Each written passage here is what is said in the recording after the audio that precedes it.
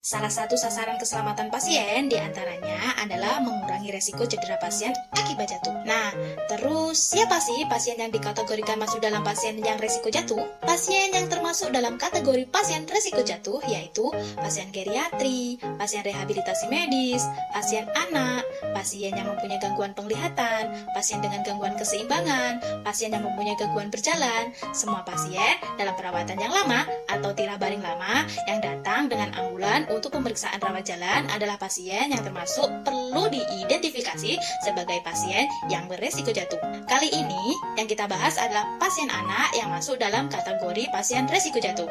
Jangan lupa pakai skala Humpty Dumpty ya, dengan skala 1 sampai 4. Lakukan asesmen. Yang pertama, tanyakan umur. Jika pasien umur kurang dari 3 tahun, skor 4. 3 sampai 7 tahun, skor 3. 8 sampai 13 tahun, skor 2. 13 tahun, skor 1. Yang kedua, tanyakan jenis kelamin. Jika pasien berjenis kelamin laki-laki, skor 2. Jika perempuan, skor 1. Yang ketiga, perhatikan diagnosis. Jika pasien dengan kelainan neurologi, skor 4. Jika pasien dengan perubahan dalam oksigenasi atau masalah seperti saluran nafas, dehidrasi, anemia, anoreksis, sinkop atau sakit kepala, maka skor 3. Jika pasien dengan kelainan psikis atau perilaku, skor 2. Jika pasien dengan diagnosis lain, skor 1. Yang keempat, gangguan kognitif. Jika pasien tidak memahami keterbatasan, maka skor 3. Jika pasien dengan lupa keterbatasan, skor 2. Jika pasien dengan orientasi terhadap kelemahan, skor 1. Yang kelima, yaitu faktor lingkungan. Tanyakan keluarga, pernah riwayat jatuh dari tempat tidur saat bayi atau anak, skor 4. Jika pasien menggunakan alat bantu atau box atau mebel, skor 3. Jika pasien di tempat tidur, skor 2. Jika pasien di luar ruang rawat, skor 1.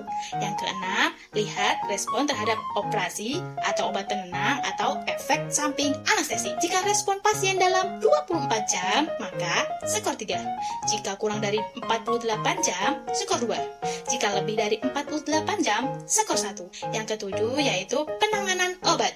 Jika pasien terapi dengan obat sedatif, hipnotik, barbiturat, pentoziazin, skor 3. Jika pasien dengan salah satu dari pengobatan yang saya sebut di atas, skor 2. Jika pasien dengan pengobatan lain, maka skor 1. Setelah semua diskor, maka ditotal ya.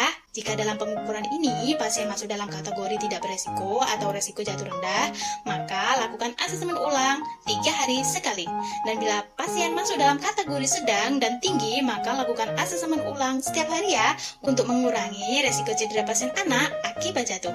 Itulah sasaran keselamatan pasien anak dengan resiko jatuh di Rumah Sakit Daerah Nganjuk. Terima kasih.